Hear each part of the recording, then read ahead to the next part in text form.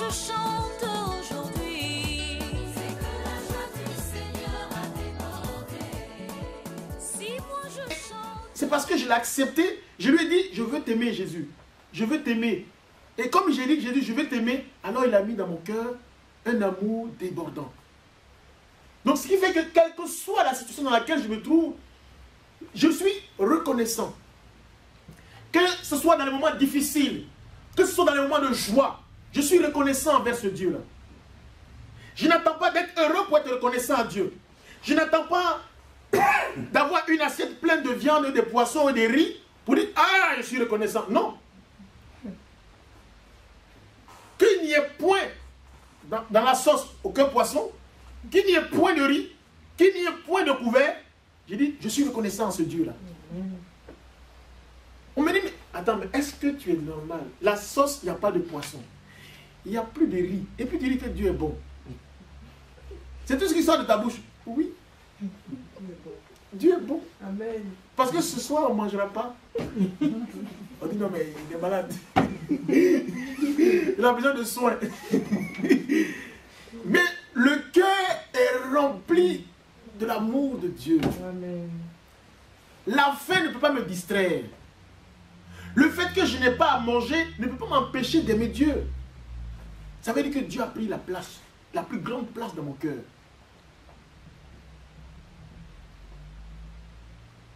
Vous savez, la fois dernière, on avait parlé de cet homme riche. L'homme riche et Jésus-Christ. L'homme riche, il vient, il court, vient voir Jésus. Il dit, Seigneur, comment faire pour avoir la vie éternelle? Pourquoi? Parce qu'il était sûr de lui qu'il aimait Dieu. Il était sûr que par la loi, on pouvait prétendre aimer Dieu. Mais nous, comme nous les hommes, on ne peut pas voir le cœur de chacun de nous. Ha. Si on pouvait voir le cœur de chacun de nous, on dit non, Dieu, tu as raison. Mais nous, on tient compte de la bouche. On tient compte du physique. Et puis on dit, ah, lui, elle est de Dieu. Attention. Dieu, il connaît les cœurs. C'est pour ça qu'avant de parler, il faut faire attention à ce qu'on dit. Parce qu'on ne connaît pas le cœur de chacun de nous. C'est pas parce que j'ai une Bible que je suis de Dieu. Non, ça ne veut rien dire. Dieu connaît les cœurs de chacun de nous. Vous savez, l'homme riche, il vient voir Jésus et lui dit, bon maître, comment faire pour avoir la vie éternelle? Jésus lui dit, mais pourquoi m'appelles-tu bon? C'est Dieu seul qui est bon. Et il lui dit après, il dit, observe les commandements. Que dit la loi de Moïse? Il dit, tous ces commandements, quand j'étais jeune, j'ai tout observé. J'étais tout petit, mais j'ai observé les commandements. Et aujourd'hui, je suis devenu grand. Alors, comment il faut faire pour avoir la vie éternelle? Jésus dit, ok. Jésus a souri. Parce que Jésus a vu qu'il était vrai. Il ne mentait pas. C'est quelqu'un qui a observé les commandements. Ça veut dire que c'est quelqu'un qui craignait Dieu. Mais est-ce que c'est quelqu'un qui aimait Dieu? Tout à l'heure, je vous ai dit que, je parlais plus aux adultes, une femme, quelqu'un qui est marié, qui dit à ses amis, ah, je voulais aller là, mais ma femme, je ne veux pas que ma femme ait des problèmes avec moi, donc je ne veux pas aller là-bas, parce que si j'appelle telle personne, je vais là, elle va se plaindre. Donc, c'est à cause de ma femme, mais sinon moi, ça veut dire, il craint de commettre une bêtise à cause de sa femme, mais en fait, est-ce qu'il aime? Parce que quand on l'aime, on n'y craint plus. Si on craint, ça veut dire que quelque part, l'amour n'est pas encore bien assis. Elle n'est pas encore bien assis. Si on aime, on ne dit pas peut-être que. On aime. Et c'est comme ça, l'amour de Dieu. On n'aime pas Dieu. On ne dit pas, je ne vais pas pécher parce que j'aime Dieu. Non, c'est que tu n'aimes pas Dieu. C'est parce que tu crains. Tu crains le péché. Tu crains Dieu, mais tu ne l'aimes pas. Vous verrez. Donc, je reviens sur l'homme riche qui dit à Jésus, j'ai observé la loi, j'ai observé les commandements, je ne pêche pas, je ne vole pas, je ne commets pas d'adultère, je ne fais pas tout cela. Mais Seigneur Jésus, est-ce que je peux avoir la vie éternelle? Jésus voit que ce qu'il dit est vrai, il dit, ok, j'ai compris, tu crains. Mais tu es riche, tu as beaucoup d'argent. Prends toutes tes richesses, et vends aux pauvres vends-les et donne aux pauvres. Et viens et suis-moi. Jésus voulait voir si dans son cœur était attaché à Dieu. Est-ce que son cœur aimait Dieu? Quelle était la place de Dieu dans son cœur? Parce qu'il était riche, il avait beaucoup d'argent. Donc, souvent, l'argent peut prendre la place dans notre cœur. L'argent peut avoir plus de place dans notre cœur que Dieu. Quelqu'un peut avoir la crainte de Dieu, mais pas forcément aimer Dieu. Je crains Dieu, mais j'aime l'argent. Je crains Dieu, je respecte les paroles de Dieu, c'est-à-dire je crains Dieu, je ne mens pas, je ne vole pas, je paye ma dîme, mais j'aime l'argent plus que Dieu. Jésus dit à cette personne-là, à ce riche-là, prends tous tes biens, vends tes biens, donne aux pauvres et viens, rien, et puis viens, suis-moi. Viens vite et suis-moi. Et l'homme riche, la Bible dit qu'il est resté là, triste. Il était devenu triste. Il n'a pas suivi Jésus. Il n'a pas suivi Jésus. Il est devenu triste. Pourquoi il est devenu triste? Pourquoi il n'a pas accepté? Si il prétend aimer, il prétend aimer Dieu plus que tout. S'il prétend aimer Dieu plus que tout, mais pourquoi il n'a pas suivi Jésus? C'est parce qu'en vérité, il n'aimait pas Dieu, mais il craignait Dieu. Il n'aime pas Dieu, mais il craint Dieu. Parce que aimer Dieu, c'est s'abandonner à lui, c'est lui faire confiance. On est prêt à tout. Même je livre tout, je laisse tout, ma famille, puis je suis Dieu. Ça veut dire que j'aime Dieu. Vous voyez des gens qui sont dehors, ils peuvent craindre Dieu, mais ils n'aiment pas Dieu. Ils sont dehors, ils font du bien aux gens. Ah, tu as bien quelque chose, tu donnes même. Tiens de l'eau, tu veux de l'huile, tiens de l'huile, tu veux de l'argent, tiens. Tu dis, viens à l'église pour louer Dieu. Dit, non, ça ne m'intéresse pas. Non, tu viens pour louer. Ton cœur est bon, il faut venir pour louer Dieu. Oui, mon cœur est bon. J'aime faire du bien aux pauvres. Mais là-bas, ça ne m'intéresse pas. Ça veut dire, il n'aime pas Dieu. Mais pourtant, il craint la loi. Il respecte la loi. Il respecte la loi, mais il n'aime pas Dieu. Mais Dieu veut que nous puissions l'aimer. C'est pour ça que dans Deutéronome 6, à partir du verset 5, il dit, tu aimeras l'Éternel ton Dieu de tout ton cœur. Ça veut dire que Dieu a pris tout le cœur de l'homme, de toute ton âme, et de toute ta force. D'autres versions ont dit, et plus que tout. Tu aimeras Dieu de tout ton cœur, de toutes tes forces, et plus que tout. Quand on aime quelqu'un, on est capable de tout pour la personne. On peut tout quitter pour la personne. On peut tout abandonner pour la personne. Mais est-ce que nous, on est prêts tout abandonner pour Dieu? Si vraiment on prétend l'aimer. Est-ce qu'on est prêt à accepter des situations difficiles pour Dieu? Si on prétend l'aimer. Mais je pense que ce soir, cet après-midi, ou ce matin, on verra au fond de nous, on verra au fond de nous qu'en vérité, on n'aime pas vraiment Dieu. On prétend l'aimer, on pense l'aimer, mais en vérité, on ne l'aime pas. Parce qu'il y a des choses qu'on ne peut pas accepter. Mais Dieu veut qu'on l'aime. Dieu ne veut pas qu'on se limite à le craindre, c'est-à-dire à obéir à la loi. Mais Dieu veut qu'on l'aime. C'est différent. Et nous allons voir ici dans Matthieu, chapitre 22, verset 37. Jésus lui dit, tu aimeras le Seigneur ton Dieu de tout ton cœur, de toute ton âme et de toute ta pensée. Celui-ci est le premier et le grand commandement. Et voici le deuxième qui lui est semblable. Tu aimeras ton prochain comme toi-même. De ces deux commandements dépendent toute la loi et les prophètes. Amen. De ces deux commandements dépend la loi et les prophètes. Ça veut dire que ces deux commandements, il faut passer par ces deux commandements pour arriver. Il faut passer par la loi et les prophètes pour arriver à aimer Dieu de tout son cœur, de toute son âme, et plus que tout, et à aimer son prochain. Donc la loi nous conduit à aimer Dieu. conduit à aimer nos frères. Parce que même la loi, elle, ne veut pas nous conduire à aimer nos frères. Il faut d'abord que nous aimions Dieu et Dieu va nous enseigner à aimer nos frères. Donc la loi est comme un pédagogue, ça dit qu'elle nous conduit à aimer Dieu. Et c'est Dieu qui va nous enseigner à aimer nos frères. Parce que, nous voyons ici dans ce verset 22 là,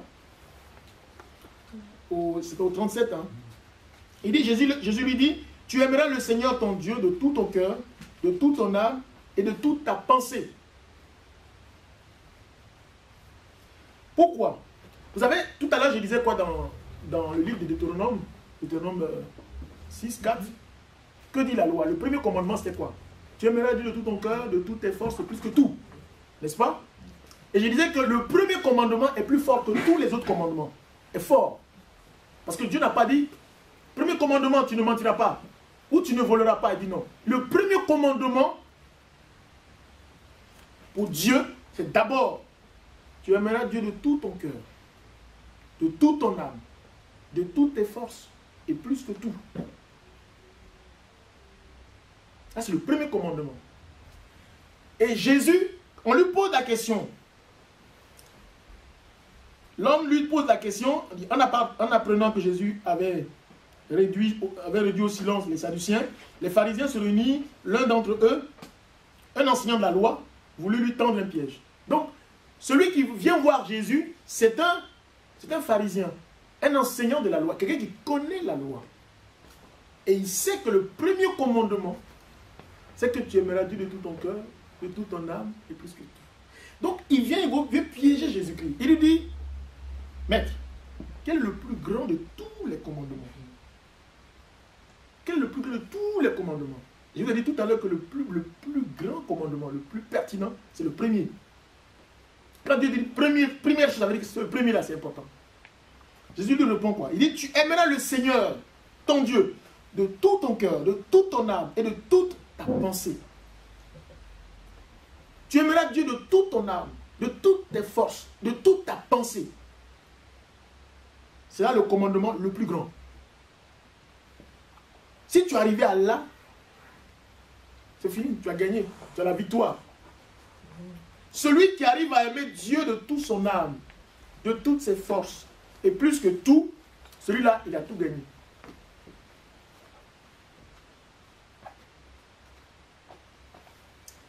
Il dit, c'est là le commandement le plus grand, le plus important.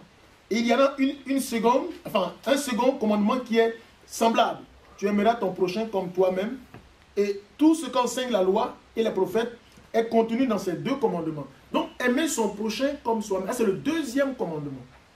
Donc, pour dire que pour aimer son frère, pour aimer sa soeur, il faut passer par l'amour de Dieu. C'est Dieu qui peut nous enseigner à aimer. Celui qui aime Dieu véritablement, peut prétendre aimer son frère, son mari, ses enfants. Parce que Dieu va nous enseigner à aimer. Dieu nous éduque. Dieu nous montre comment aimer. Seigneur, je ne sais pas aimer. Enseigne-moi. Et Dieu te guide. Il t'enseigne à aimer tes enfants. Vous voyez? C'est pour ça que la Bible dit que celui qui prétend aimer Dieu et qui n'aime pas son frère est un menteur. Si tu dis que j'aime Dieu et que tu n'aimes pas ton frère, tu n'aimes pas ta femme, tu n'aimes pas tes enfants, tu es un menteur. C'est là le signe de ceux qui sont de Dieu, de ceux qui sont attachés à Dieu. Et aimer ne veut pas dire forcément obéir à la loi. Mais aimer, ça allait plus que ça. Aller au-delà de la loi. C'est-à-dire avoir un comportement de quelqu'un qui se sacrifie pour Dieu. Qui est prêt pour faire des choses au-delà de ce qu'il pouvait faire, humainement parlant, pour Dieu. C'est cela, aimer Dieu. Donc vous voyez que la loi qui ne prouve pas que nous aimons Dieu. Parce que beaucoup, dehors, vous voyez des personnes qui sont justes, personnes qui ne mentent pas, qui ne volent pas, qui ne trompent pas leurs femmes, qui sont polis. Mais ça ne veut pas dire qu'ils aiment Dieu. Ils craignent Dieu. Ils craignent la loi. Mais Dieu, il ne l'aime pas. La preuve, est-ce qu'ils sont prêts à adorer Dieu? Non. Et ces personnes-là, souvent, ils n'aiment que leurs enfants. J'aime mes enfants, ils prennent tout. Mais quand il s'agit des enfants des autres, non. Non, ma famille, mes enfants, tout. Est-ce qu'ils aiment Dieu? Pourtant, il aime ses enfants, il aime sa femme, mais les autres, non. Est-ce qu'il aime Dieu? Oh, ce monsieur, il est bien, il est chez lui, il est tranquille, il est bien. C'est quelqu'un qui est bien. Oui, c'est bien, il est bien. Mais est-ce qu'il aime Dieu? Non. Amen. Donc ce matin, je ne veux pas être trop long par rapport à ce message, mais pour dire que la loi, elle nous condamne. Celui qui se limite à la loi, il ne peut pas bénéficier de la grâce. Parce que la loi fait qu'on est voilé. La loi nous voile. La loi dit, bon, monsieur, tu arrives là, tu ne peux plus avancer. Et puis il dit, oui, je ne peux plus avancer, c'est fini. Monsieur, on dit que tu vas voir quelqu'un dehors, tu lui dis, Jésus guérit le cancer. Il dit, oh non, il ne guérit pas quand même, il ne faut pas déconner quand même. Il ne guérit pas. Pourquoi? Parce qu'ils sont limités par la loi. La loi dit, quand on est paralytique, on ne peut plus marcher. Donc eux, ils disent, parce qu'ils sont de la loi, parce qu'ils obéissent à la loi, ils sont sous la condamnation. Ils sont condamnés. Donc ils sont condamnés à s'arrêter. Mais nous ne sommes pas condamnés à nous arrêter. Nous, on passe. C'est la grâce. Amen. La loi nous fait qu'on s'arrête. On ne peut plus bouger. Mais la grâce fait qu'on brise les barrières. On dit c'est possible. Dieu fait des miracles. Il va faire.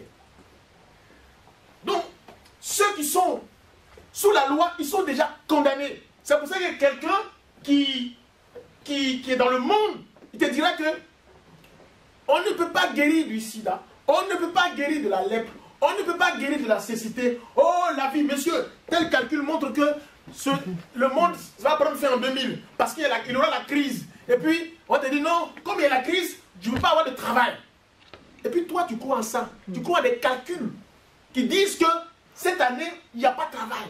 Et toi, tu gommes ça.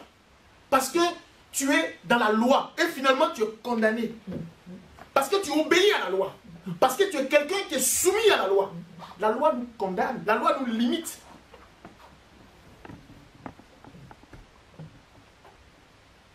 La loi nous limite. La loi crée des barrières. Ça fait qu'on ne peut pas avancer. Et tous ceux qui sont sous la loi, ils acceptent ça. Ils disent c'est comme ça. Parce qu'ils n'ont pas, parce qu'ils sont voilés. La loi nous voile. Mais la foi, elle nous fait entrer. Elle brise les verrous de la porte. Les murailles qui étaient là, la foi brise ça. Je dis non, moi je vais avoir le travail. Amen. Moi ma vie va changer. Amen. Moi ma situation va être renouvelée. Amen. Moi ceci, cela. Amen. Pourquoi? Parce que je vis par la grâce. Je ne vis pas par vos lois. Moi je vis par la grâce. Bartimée a été condamné par la loi. Le lépreux a été condamné par la loi. Mais qu'est-ce qu'il a sauvé? C'est la grâce.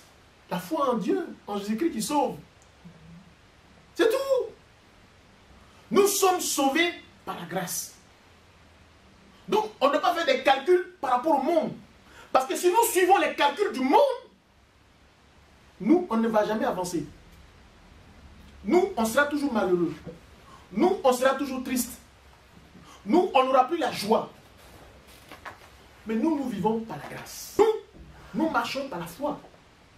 Nous sommes habités par le Saint-Esprit. Donc nous avons la grâce. Nous sommes à l'écoute de ce que l'Esprit de Dieu dit. Donc, la loi n'a plus d'emprise sur nous. On dit, Seigneur, qu'est-ce que tu as prévu pour moi? Seigneur, où est-ce que je vais? On écoute l'Esprit de Dieu. On n'écoute pas la chair, on n'écoute pas la loi. On a dépassé la loi. Nous, on est avec Dieu. Nous, on marche avec Dieu. Amen. On marche avec Jésus-Christ de Nazareth. Abraham marchait par la foi. Il ne marchait pas par la loi. S'il n'allait pas donner son fils, Isaac. Parce que s'il s'agissait de la loi, il allait dire, mais ça fait jusqu'à 99 ans, je n'ai pas eu d'enfant. Tu me donnes un enfant et puis tu me dis encore de le donner en sacrifice. Mais si je donne un sacrifice, il va mourir et puis c'est fini. La loi dit quand on tue quelqu'un, elle ne revient plus. Mais la grâce dit, Dieu est capable. Dieu est capable de ramener de la mort à la vie. Et c'est la foi qui a donné à Abraham la force de dire, Seigneur, voilà Isaac. Parce qu'il savait que s'il donne à Isaac, Dieu allait le ressusciter. Donc nous, on vit par la grâce. Nous, on ne vit pas par la loi. Disons toujours, comme dira Joël, avec Dieu, nous ferons des exploits. Nous irons de victoire en victoire. Nous sommes forts en Jésus-Christ. Nous avons la joie en Jésus-Christ. Nous sommes plus que vainqueurs en Jésus-Christ. Nous ne sommes pas sous la condamnation de la loi. Refusons la loi. Ça ne veut pas ne pas obéir à la loi. Mais nous, on va au-delà de la loi. On doit obéir à la loi, mais on va plus que ça. Dès que la loi, elle crée des limites, on dit Jésus, fais un miracle. Amen. Et puis il fait un miracle. On passe. Israël n'a pas traversé la mer Rouge par la loi. La loi dit on ne peut pas passer parce qu'il y a de l'eau. Mais c'est quoi? La grâce. Amen. Il dit à Moïse, mets ton bâton. L'autre se sépare et le peuple d'Israël traverse. Ça, c'est pas la loi. C'est la grâce. Dans le désert, la manne descend du ciel. Ils sont restés dans le désert pendant 40 ans. La Bible dit que les chaussures n'ont pas été usées. Les chaussures dans le désert où il fait chaud, vos chaussures n'ont pas été usées. Et dans le désert, vous arrivez à manger, à boire. Ça, ce n'est pas la loi, c'est la grâce. C'est la grâce. Cette femme qui avait l'hémorragie pendant 12 ans, elle a dit, si seulement je touche son manteau, je serai guérie. C'est la grâce, ce n'est pas la loi. Parce que la loi l'a déjà condamnée. La dame, pendant 12 ans, elle allait voir tous les médecins, elle allait voir toutes les personnes pour la guérison. Ça n'a pas marché. La loi l'a condamnée. La loi dit, c'est fini pour toi, madame. On ne peut plus rien faire. Mais la grâce, c'est cela. Si moi je chante aujourd'hui, c'est que la joie du Seigneur a débordé. Si moi je chante